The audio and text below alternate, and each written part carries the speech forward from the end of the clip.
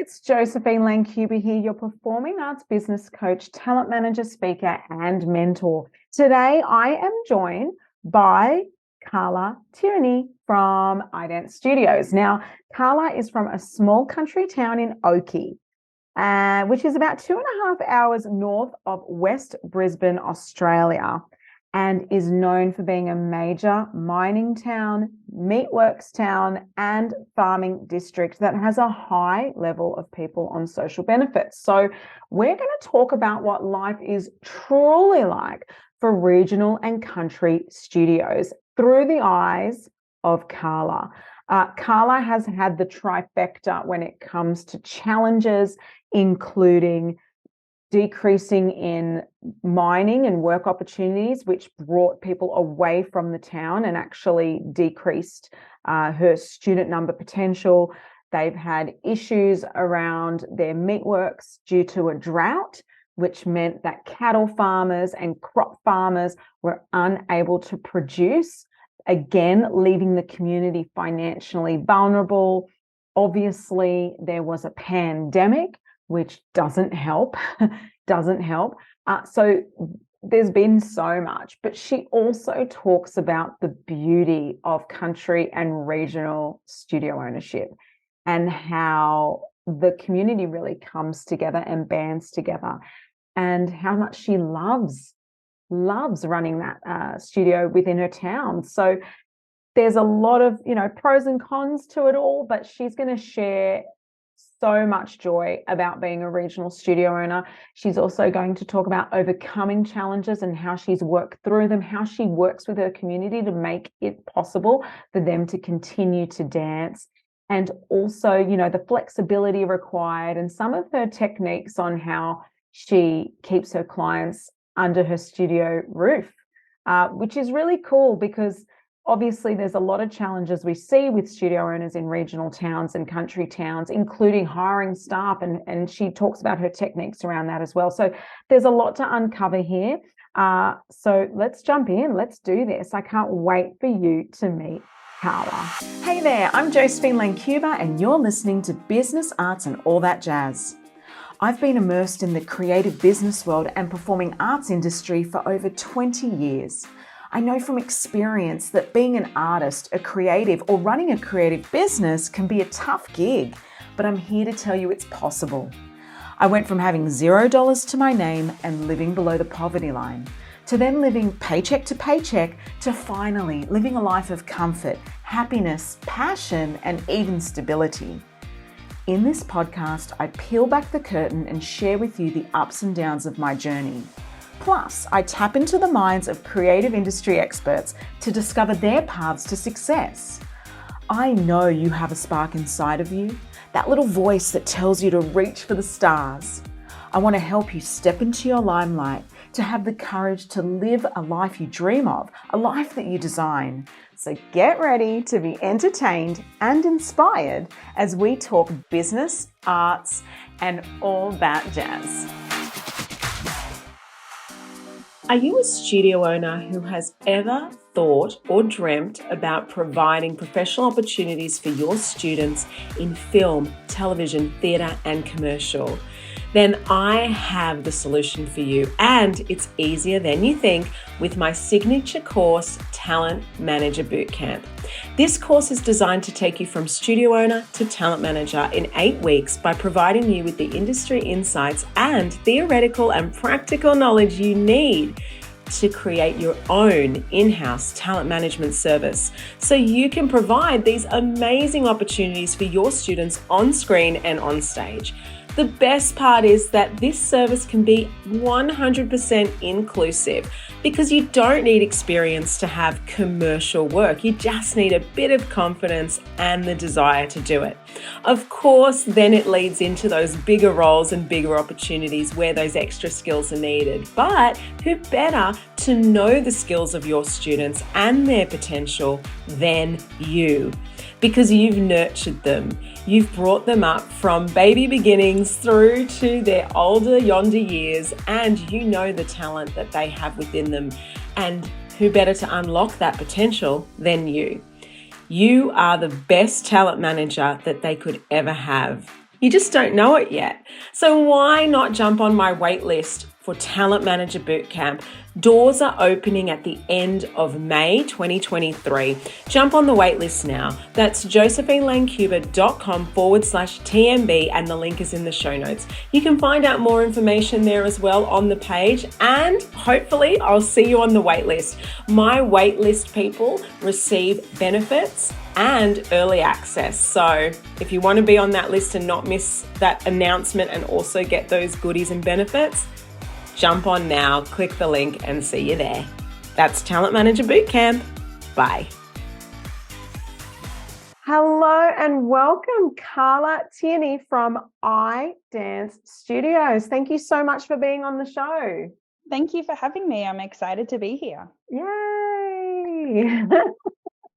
Now, I've actually, I did a bit of a reach out to yourself because I am very interested in the regional studio space. I live in, Sydney, Australia, Sydney, New South Wales, and you are actually, is it 2.5 hours northwest of Brisbane, which for anyone that doesn't know is that like the tip of Australia? Nice and hot up there, yeah? Well, it's pretty cold here today. So we're about, for people who do know Queensland, we're about half an hour from Toowoomba. So 2.5 hours northwest of Brisbane driving. And we've got a small country town which has probably about 5,000 people living in it at the moment. But a really big mining industry, big farming industry. So lots of kids that live out of town as well. Yeah, okay. And you have your I Dance Studios, which is there in your local town. I would love to know how long have you had that studio for? How long have you been in operation? So this is our 19th year. So next year we celebrate our 20th. So I started it when I was 18, turning 19. My younger cousin had spent a few months with another dance studio nearby, and it was very heavily syllabus based in a particular ballet syllabus, which was wonderful. But she just really wanted to have fun with her friends and have a little less, not less structure, that's not the right word, but a little more open-endedness with the curriculum. And I'm really funny, like when I was younger, I used to plan having my own dance school. Like it's not something I fell into, it's something I've always dreamed of having. And so this opportunity came about, and sort of opened it up to a few of her friends and thought, let's see how we go with some numbers, put an ad in the school newsletter as you did back then, and opened what we were known as the Kingsthorpe School of Dance 19 years ago. Wow. So congratulations, you're almost on 2 decades of studio ownership. Do you have any big plans to celebrate the big 2-0? We do. So we are hopefully heading off to on another USA tour next April as part of, because I said, I've done 3. I don't want to do any more for a while because I've got a little boy. But, a very good opportunity to celebrate our 20th year. We're also hoping to have a great big gala night towards the end of next year with lots of entertainment and a bit of a formal thing, and just lots of events through the year, which we do normally, but just making them maybe a little bit more special. Extra sparkly and special. I love that. Yeah. Now, you come from a town of 5,000 people, which isn't huge, but you did mention when you were younger that, your friend went to the studio, your cousin or whatever, went to the studio down the road or whatever. I'm wondering, is there many studios in your area? And has that landscape of how many studios are open changed since that 20 years ago? Yeah, so we have 2 other studios actually in our town. One is very ballet based, lovely. I get on super well with the other studio owners, which is awesome. We all offer something completely different. We have our own venue where we offer a full range of classes and age groups, and during the day, after day, holiday workshops and all of that. One of the other studios is much smaller. It's ballet based, and but we do a lot of events together, which is really awesome. And then there's another studio which is a bit more of a a club style. They just sort of have one lesson a week and they come and they have fun, and the kids often make up routines as well. So yeah, cool. I guess I'm interested in that because when you talk about, I've always wondered that as well, in the sense of when it comes to regional towns, because some say, oh, well, the more people you have, the bigger your business. But sometimes I wonder if regional towns actually do better because there are less people. And if there are only 3 studios amongst 5,000, then those are the only 3 options, rather than being in a pool of, a studio on every corner. What's your take on that? I think it definitely depends on what's on offer and what the parents and the kids are in need of at that time. A few years, well, not a few years ago, we no longer have netball teams in our town. We have a really big soccer club and a touch club, but some of the after school activities have just gone over the last few years. Within the last few years, we've got no more martial arts either, which is super disappointing, because I was hoping to get them in my studio space and hire the space out, which would have been really good.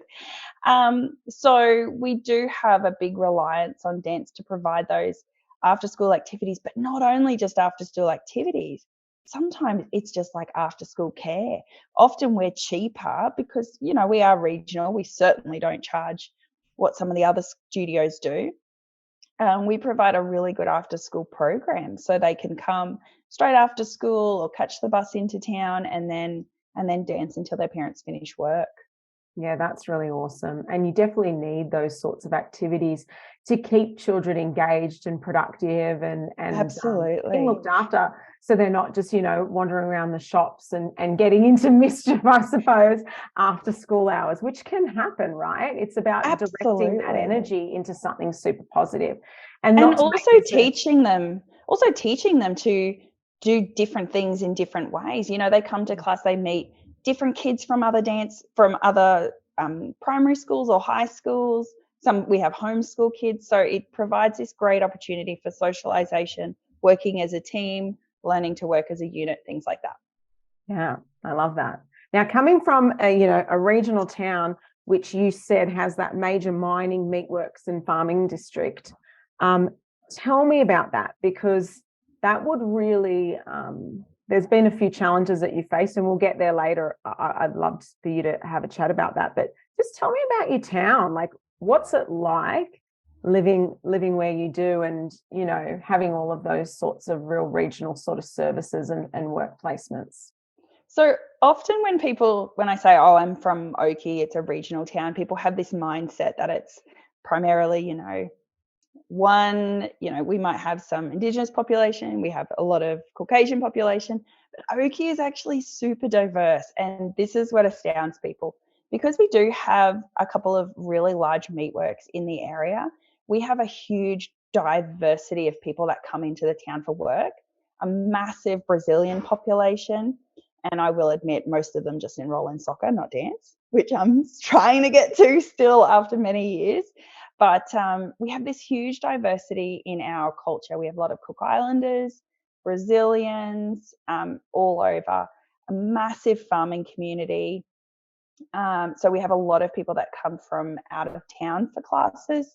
And then we also have a number of smaller towns that live around Oakey, sort of within, a 40-minute radius. So we often incorporate those. Certainly not enough to start a dance school in some of those areas, although in Kingsthorpe, that's where I did start. It's a little bit bigger, but having the availability of these people to come quite reasonably. 40 minutes probably seems like a long time to some people, but that's what we do to go get groceries. So yeah, that makes sense. And obviously, it's all about what's around you. So 40 minutes in a city location might seem ridiculous to get to a dance class, whereas for yourself, that's just what you do, right? So yeah, I have parents that funny you an hour each way. The Brazilians and their soccer.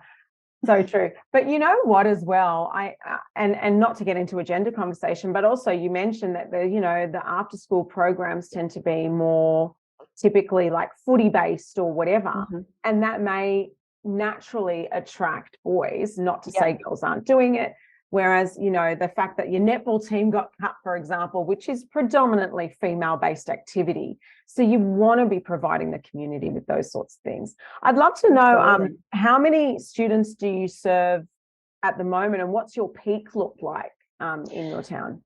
So right now we're quite down on our numbers. We sit at about just under 100 students right now, but most of those kids do more than one class a week. So we have, I guess, if you counted individual class enrollments, it's something like 260 at the moment. So we have a lot of kids that do more than one class, and I do try to timetable back-to-back classes in certain age groups to help with that, in the hope that it can encourage those enrollments. At our peak, at the beginning of 2020, we were sitting at 157. So massive drop after our closure during 2020. And essentially we sat at 100 for a couple of years and then kept building slowly up until we sort of got to 150 for a couple of years. So it's been a massive hit for us since then. And although we continually get new students, we haven't been able to grow those numbers, so to speak. But I have made some changes within the studio, like cutting certain classes to fill up other classes. So we used to have 2 mini acro classes and 2 bronze jazz classes, and now we just have the one. And it might not suit everyone, but it's much better for business that way. Yeah, and you have to focus on profitability at the end of the day as well. Like, we want to love up our customers, but if it's breaking even or not profitable, then you also have to love up yourself and your own time and energy. So that makes sense, and consolidating those classes is definitely like a good move.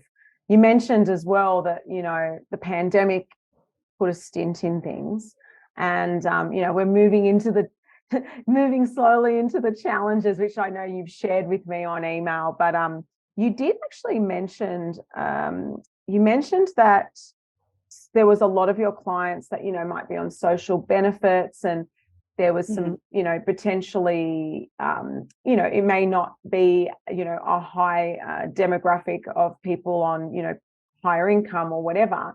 How does that look financially for you? How do you navigate that in a recreational, you know, pay for service sort of environment? Yes, certainly. It is pretty tricky because I do have to ensure that my classes stay affordable. And affordable in Oakey is going to be something different than affordable in Brisbane. And that's, you know, not necessarily ideal, but that's just the way it is.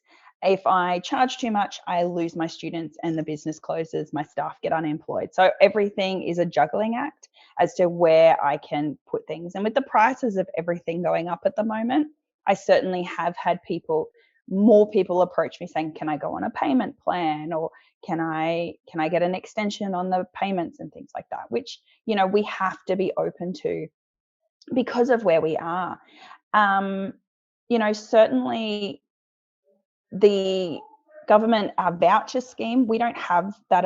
We can't use that in Queensland for dance lessons. So I know in other states Oh, really? That's interesting. No. So anyone listening that's not even from Australia, because we get all sorts of listeners, anyone that's not even in Australia, the voucher scheme is basically a government incentive where the government is encouraging families to keep their children active since the pandemic. So there'll be like $100 vouchers towards fitness or creativity, those sorts of things.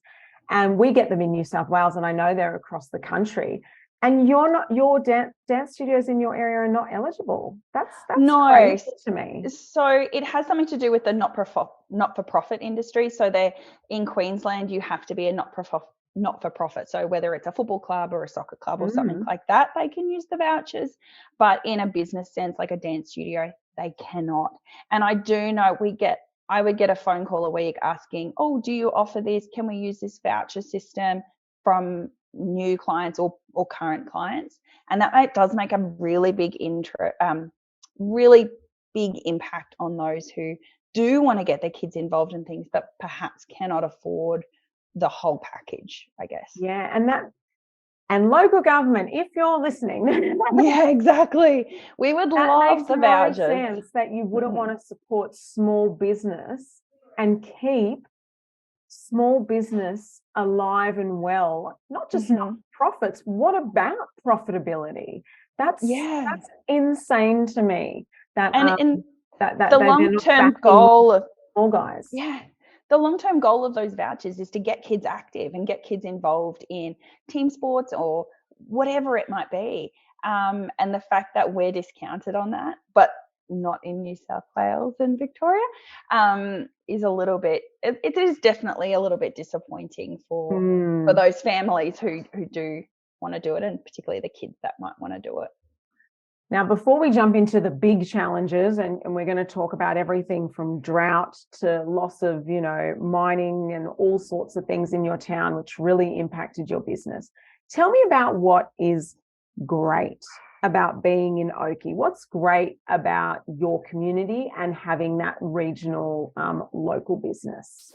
Oh gosh, there's just so much. There's so much that's wonderful. I've been in Oakey my whole life. My mum's been in Oakey her whole life. So it's wonderful to see the community grow and change and become more diverse and all of those things. It's great running a business because you get so much support from other local business people that have seen me grow up and all different things. And I think as a small business, we're all, some businesses are certainly more profitable but we're all small businesses at the end of the day, and we do all support each other, whether it be through raffles or all different things. The best part is, of course, we get to be directly involved with the schools, which is fantastic. A little bit of free promotion goes a long way in those circumstances. But everyone knows us, they know where we are. I've had parents call me saying, oh my gosh, I've had to run my other child to hospital. They're not going to make it. They're going to have to stay at school. And that's fine. I'll just go pick them up. Our big kids will walk down from the high school, collect the little kids on the way past the primary schools, which is just beautiful because then they all turn up at the studio together and the parents feel safe and secure that they're being looked after. So there are so many great things to running a business in a small town. Sure, there are challenges, and sure, I'm not going to be earning the same amount of money that someone in Sydney is going to be earning, but I get so much beautiful support. I'm able to employ people locally and try and keep them locally. And I say try because one of my main teachers, she was a student of mine from day dot, and she's given me her notice for the end of next year. So I say try and keep them, but they do end of next year. She gave me a 2.5-year notice. So oh my God, that's beautiful. To try and prepare I got to tell you, 2.5-year notice is so beautiful compared to what I sometimes get, which is 2.5 weeks. Yeah. You know what I mean? So, and even just you saying that really showcases the essence of a smaller community. Like, she's telling you 2.5 years out, she doesn't want to let you down. She wants you to know she's leading you into it. Like, that's actually really thoughtful. Mentally prepare me, because she is honestly like my sister. We do everything together. We've traveled together, and I don't know how I'm going to quite function without her. It must be tough hiring, right? Or is it super tough? No, super tough. We have to train up through the studio. So that is all of my employees right now. I have 5 employees with me. I've all been trained up through the studio. In the past, I've hired 2 people that have not been trained up through the studio. It does make it a little bit tricky in terms of studio values, because I'm pretty set on my studio values of community and opportunity and creating confidence within our kids. So that's super important to me. And sometimes, if you haven't been brought up in that community, they can feel like it's not that important. I did have a teacher I employed. She's employed for like 6 months, and then she just stopped turning up. She had to travel half an hour to the class. She just stopped turning up, and I would ring her. And then I saw her 3 months later, and she goes, oh, sorry, I forgot. That's really random. I don't know how that works. Yeah. But people are funny creatures. It's okay. Aren't they? You see that everywhere. But that's a weird story. But God, there's so many doozies when it comes to employing. I could tell you a million, but I'll save that for another time.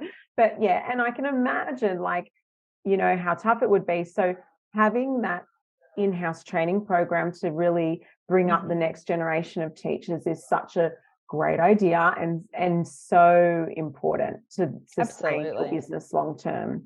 Well, now you've got a 2.5-year runway, so now you can start seeing your next protege, I reckon. Oh, I'm starting. One of my 14-year-olds, she actually is officially employed now as a junior teacher. So today is her first lesson. She's done her independent study and we've done all the training. So I will be out of the room from now, and she's now a paid employee. So she's very excited. That's so great. I love that. Absolutely. I love that. Now, I'd love to chat about the impact made in what I think was 2017 when your town and region had a decrease in mining. So what exactly happened, and what did that do for local business and yourself? So quite close to us, we have a coal mine which employs so many people. We are not a fly-in, fly-out town, so that everyone who was working at that mine were living locally, which was absolutely amazing. A lot of people got employed, so I couldn't tell you the statistics of how many people moved into the town to work, but we certainly had building projects, we had new houses being built, we have a huge rental market within the town. I've worked in real estate for many years as well, and a lot of those people were working in the mining industry, which was just fantastic. A few years ago, the Queensland government put a stop onto stage 3. So there was a lot to do with water licensing and all the politics and stuff. And I was quite heavily involved in, and all of us small businesses, we wanted to keep the mine. The town wanted to keep the mine because of the employment, because of the kids. We wanted to keep everyone. A lot of these families now have had to change to either fly-in, fly-out families, or they've had to move completely to find work. So when the stage 3, they were just holding off for many, many years. A lot of people just had to leave town. And because of that, we lost a lot of kids out of our dance studio, a lot of kids out of our community, because the families wanted to obviously stay together. And in order to do that, the families had to move away. So we had people move way up north. We had people move up to Cloncurry and all different places. And that certainly affected us, and it affected the morale, because the kids were quite anxious about losing their friends. They knew that's, if this doesn't happen, my friend Ivy's going to have to move away, and they were aware of that. And we did see the stress that did cause within the kids themselves. So that was a big impact. And that's scary as a young person, like not knowing, am I going to lose my friends? Am I going to have any friends if I have to move? Am I, and all of that heavy load for a young person, I can imagine, be just so stressful. And leaving homes that they've had since they were born. And that really did impact. And we had to navigate through that with the kids. And I mean, I know we're just the dance teachers, but they share a lot with us, and they share their fears and anxieties with themselves, and their friends would also share their anxieties about their friends moving away. So that made a really big impact. Unfortunately, people did move away before stage 3 was approved, and as of tomorrow, it is the official opening of the stage 3 mine. So this has been many, many years of pushing and fighting and lobbying by so many people to try and get this off the ground. And you got to give it to people for sticking it through. So hopefully we may get some more people move into town. Unfortunately, we then move into the housing crisis, which is causing a very big impact in our town as well. So, we're certainly grateful that the mine is starting up again, and that employment will start again, and hopefully that will filter through to even the dance studio. But, that did make a huge impact on us. Yeah. And it's, people like outside looking in can talk about mining in all sorts of ways. I mean, you can get really political about it, and you can talk about environmental impacts and all the things. But at the end of the day, just from, a no judgment point of view, when it comes to the actual people from the town, I can see your perspective on the importance of those mines in relation to, keeping people employed, keeping community together. So there's definitely a lot of, there's always two sides of the coin, isn't there? Absolutely. And I mean, I would love to say I'm an environmentalist. I recycle and do all the things, but when push came to shove on my views on this, it came down to the kids. It came down to the families and the community. And regardless of what I thought of the mining industry, that was the important thing for us. So we sorry. Yeah, that's all right. I can see there's something on the side there going. That's my the beauty of, mum. yeah, that's the beauty of a live podcast. Don't even worry. No, but I hear exactly what you're saying. Yeah. Also, that was one challenge. So that was the mining. Mm-hmm. You've touched on the pandemic as well. That's two. Mm-hmm. And then there was a third. You mentioned in your email, which I was like, wow, you've really had the trifecta of challenges. It had to do with the meatworks and cattle farming. So there was a drought. Tell me about that. So the farming industry is always going to affect our local businesses, and that's something we just have to be mindful of. So if we happen to have a drought, a few years ago we had a drought, really bad drought all over Queensland, and there was no cattle coming into the meatworks because there was no cattle, which mean everyone at the meatworks at the time is employed as a casual worker. So if there's no cattle, there's no beef to slaughter, so there's no work. And so we did have a few families that go, look, I'm sorry, we're out of work at the moment. What can you do? Can we pay it off? Can we, and those families obviously can't just go straight on benefits. There's a certain time period, and the abattoir does as much as they can to keep people employed. So it might be cut down to 2 days a week rather than 5 days a week. And, it might go to 1 shift a day rather than 2 shifts a day and things like that. And that's a huge thing. On top of that, a lot of cropping families around us. So if it rains too much, the crop fails, we have to negotiate with the parents on a payment plan. If there's too little rain and the crop fails, if the hay doesn't come out at the right humidity and all the hay fails, it's like playing Russian roulette 24/7 as a farmer. And I do understand that.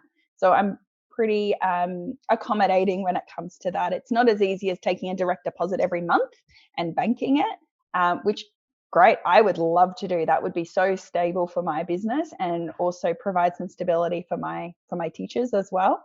But that's just not something we're able to do because we do have to have people.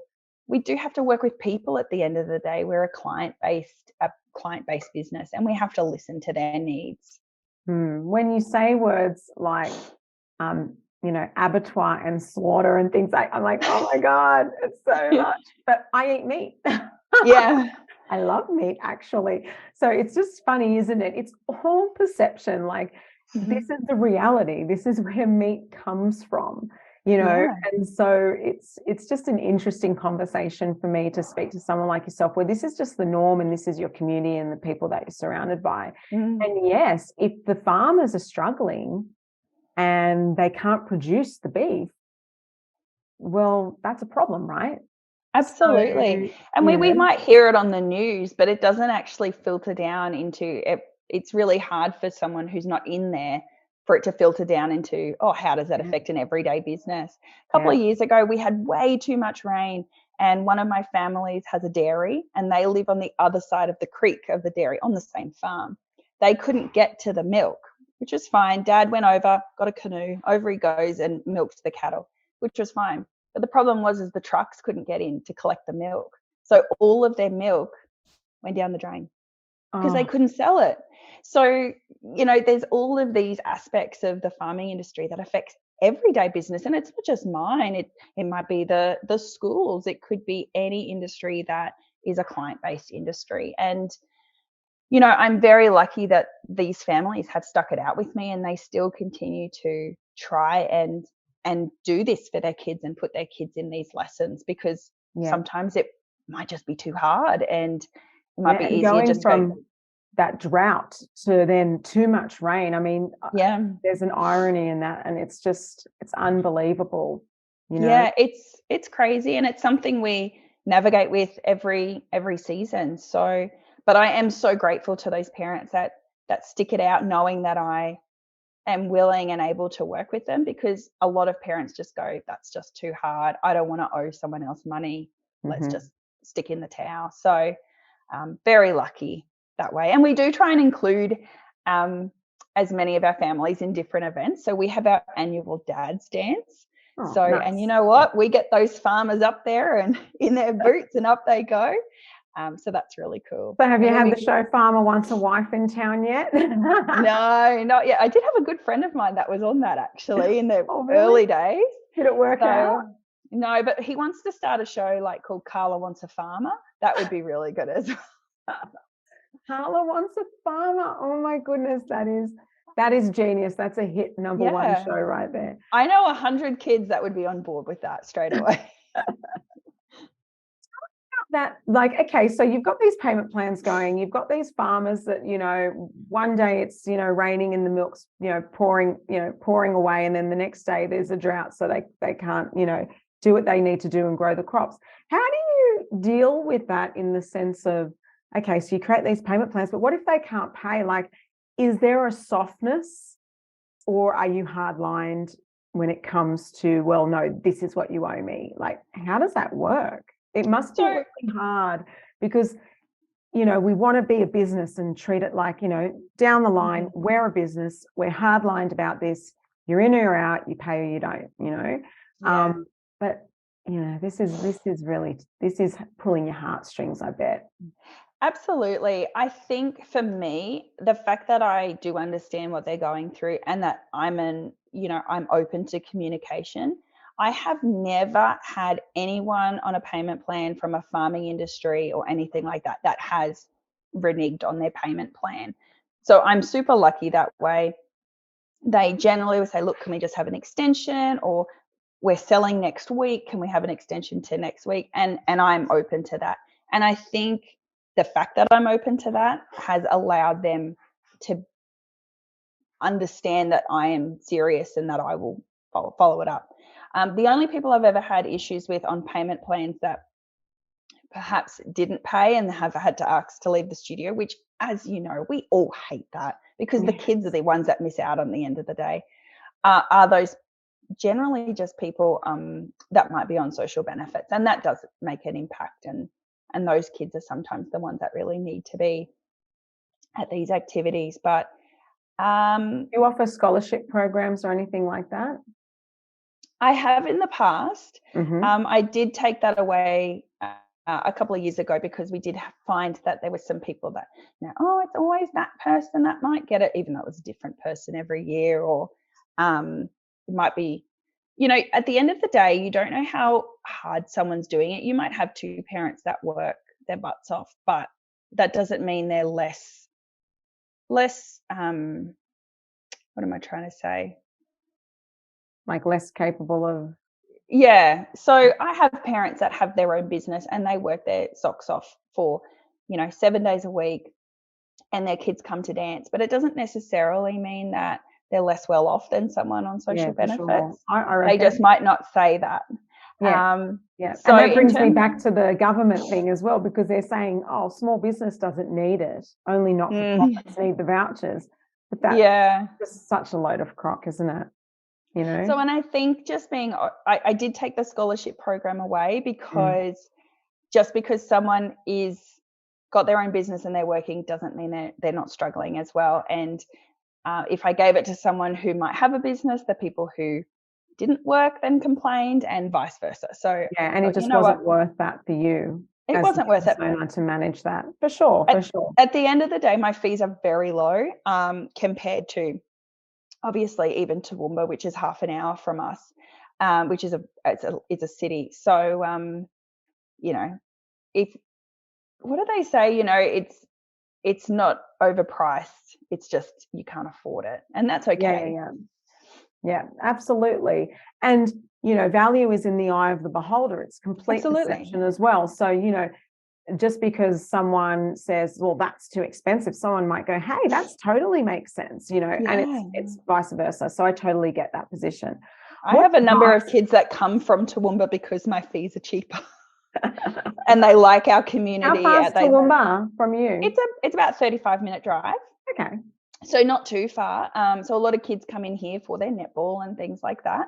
But we have a lot of people, because of the environment and the community that we hold in our studio and the values that we have, as well as the cheap fees, which kind of helps, we do have a lot of people that pop down the highway. Well, they say there's 3 areas of innovation in every business, no matter what business you operate. And number one is convenience, right?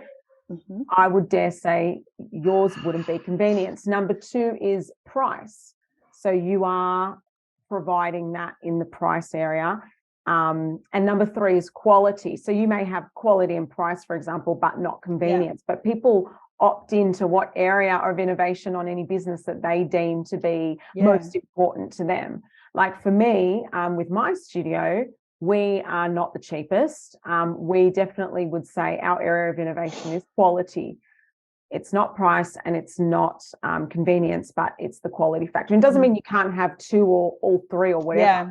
But we certainly don't have the convenience. More than 70% of our kids are from out of town, so out of Oakey. So whether that be farms or other towns, it's certainly not convenient. I'm still trying to work out a way of harnessing more Oakey kids, but that could be an affordability thing as well. So maybe the kids in Oakey just may not have that recreational extracurricular funds versus some out-of-towners who are willing to spend a bit more and take the drive over, like absolutely. It's all about the demographic, isn't it? And that's actually some of the stats you gave me. You said 35.5% of your students live on farms and are from farming families.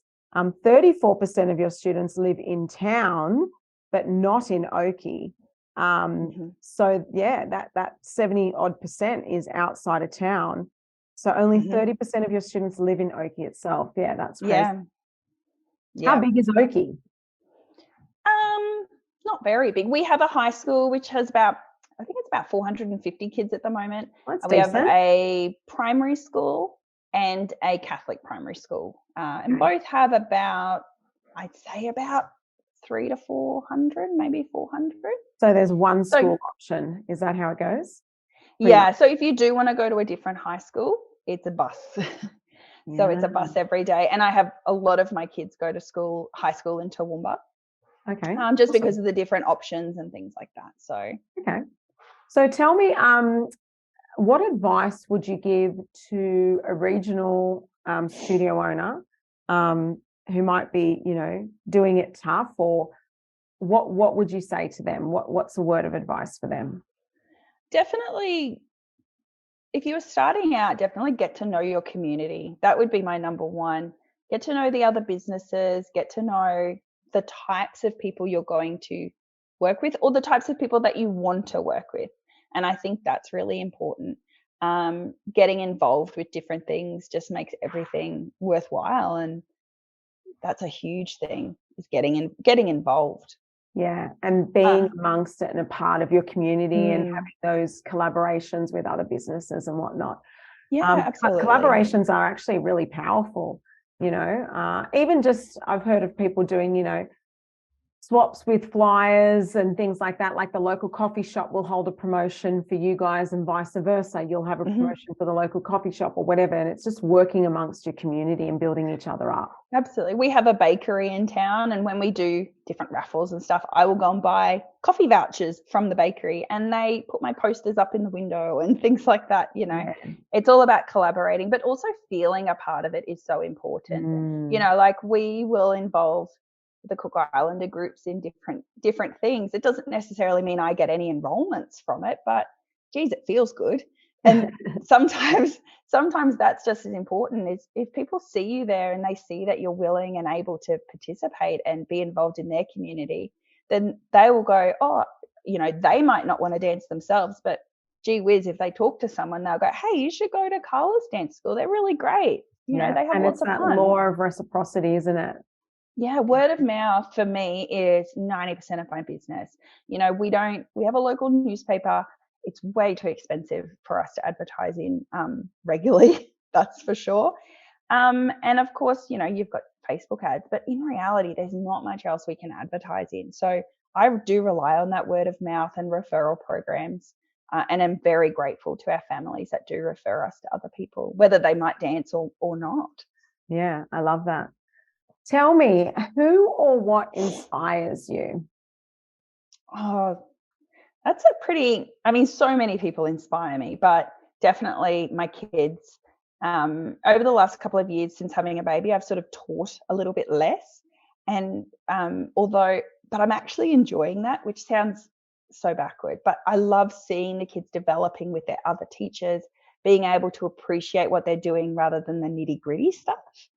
So just being able to come in and see what they've done over a couple of weeks is just awe-inspiring to me, and it keeps us on our toes. And being able to support that, to support the teachers, to support the assistant teachers, to support the kids, that's been really great for me. I really love creating new things for the kids to enjoy, and that takes a lot of time and effort, but as long as they have a great time and they're learning something. I'm an educator at heart, and my joy is creating different things for them to learn from. And it doesn't sound backwards at all, by the way, the fact that you want to teach less. I mean, I don't teach at all anymore in my studio, except for some school holiday boot camps and masterclasses and stuff, or if a teacher's sick. I actually stepped back from it a couple of years ago, and I love that. Like, I love teaching my coaching clients online and in a different capacity, but when it comes to the studio environment, I totally took a step back, and each to their own. Some people can't imagine themselves out of the classroom, and then others just want to put on that director's hat and just go, you know what, I want to get a bird's eye view and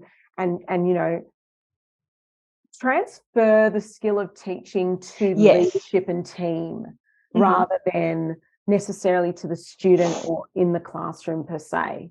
Yeah, in March we had some of my older assistant teachers that are about 14. They had an independent month, so they had to come up with their plans. I mean, some of them have just been pretty much running the classes, let's face it, with supervision. This was completely independent. I would pop my head in, but I was sort of supervising from afar. They then had to reflect on that, and we're sitting down and going through that. And that has just been the most amazing thing. I love seeing them excel. I love seeing their little kids just dote on them. They're like, woohoo, Miss Carla's not in the room. We can do all this stuff, even though they can't. But just seeing that has been exceptional. My girls are at a competition today, and they were there on Sunday, and I didn't go for the first time in many years. And just having, I'm not their teacher anymore. These other guys are. And although I'm heading out for a couple of days anyway this week, but they're just being supported and loved on by the staff that I've brought up through the studio. So I know that they're going to get that same experience, and that's awesome. Yeah, that is awesome. I love that. The legacy of that and the growth of that is fantastic. Well, before we wrap up today, I wanted to ask you, what's next? What's next for Carla? Okay, so next for me is definitely trying to just crawl back those numbers. Once I can do that, I can really probably employ a staff member full-time rather than a permanent part-time. So that would be my ideal, is to be able to provide that employment for more. I have, like I said, I've got 5 part-time staff members, but just to be able to provide that for them. I've definitely sort of taken 18 months from having my baby, because I was just, in mummy land. So this year I've come back and done a bit more with my planning and things like that. So that's been really good for me to sort of plan out the year. Whereas I think last year I was kind of just flying by the seat of my pants. Hopefully that'll make an impact to enrollments, and continue to grow. One day I would love to purchase another studio and bring everything that I've got from Oki into another space. I think that would be great, because I do love the director role of things, the organizing. I actually really like bookwork and accounts, so much to a lot of people's shock. So that type of stuff doesn't bother me at all. But awesome. Hopefully one day that would be a long-term goal, even though I'm 20 years in, and just having a great year this year and an even better one next year as we celebrate our 20th year. Is this your first bub as well, or? Yeah. Oh, congratulations. Yeah. There you go. And that probably is, not that it has to, but contributes to wanting to step back and let the team take on that extra responsibility as well, you know? Yeah, like even this term, I've had to switch some classes around because I was teaching. He's with my mum, my parents on of an afternoon, but on Thursdays I was teaching until 7. But they're going to the UK, and I can't teach till 7, so I've had to switch some things around, move some teachers in here and classes around, and that's tricky to negotiate because I do need to pick him up from childcare at like 6 o'clock. Yeah, But as he gets a bit older, he'll be able to spend more time at the studio. At the moment, he just wants me because all of the other kids are swarming. totally. They love him. And he Aw. loves to dance and they love him. So Well, it sounds like you've got some beautiful goals ahead of you, you know, and I wish you the best of luck in kind of getting those people back through the doors, and I have all the belief that you will. And hopefully in a couple of years we'll see you with a second space. that would be great. Yeah, that'd be amazing. Well, thank you so much, Carla, for coming onto the show. If anyone wants to check out your studio and see what you're about, where can we direct them to?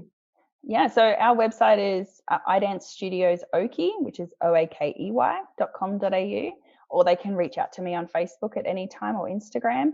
But particularly if those people in a rural setting might be struggling or just have some questions or just want to have a chat because we're on the same wavelength.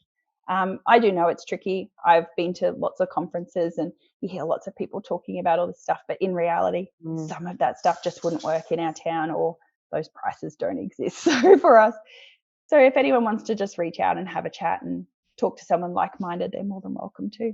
Oh, I love that. Thank you so much, Carla, for being on the show. Thanks so much. Bye. Bye. If you enjoyed listening and would like to hear more, be sure to click subscribe. If you're really feeling the love, share us with your friends.